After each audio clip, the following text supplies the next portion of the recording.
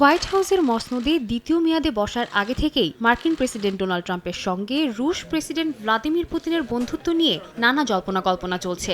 এবার সেই পালে যেন আরও হাওয়া লাগলো।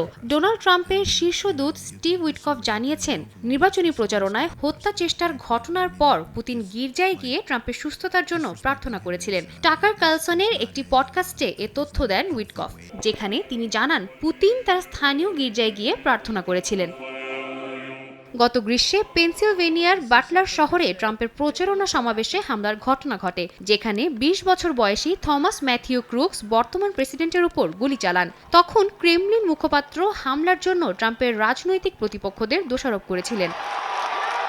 এছাড়াও পুতিন ট্রাম্পের প্রতি সৌজন্যতা দেখিয়ে এক রুশ শিল্পীকে দিয়ে তার একটি প্রতিকৃতি আঁকিয়েছেন এবং সেটি ট্রাম্পকে উপহার হিসেবে পাঠিয়েছেন। দুই নেতার এই ঘনিষ্ঠ সম্পর্ক দীর্ঘদিন ধরে আলোচনার বিষয় হয়ে আছে, বিশেষত ইউক্রেন যুদ্ধের প্রেক্ষাপটে। সম্প্রতি তারা ২ ঘন্টার ফোনালাপে রাশিয়ার পূর্ণমাত্রার আগ্রাসন বন্ধের উপায় নিয়ে আলোচনা করেছেন। ট্রাম্প এটিকে খুব ভালো এবং ফলপ্রসূ হিসেবে আখ্যা দিয়েছেন। সাদিয়া তাসনিম, সময় সংবাদ।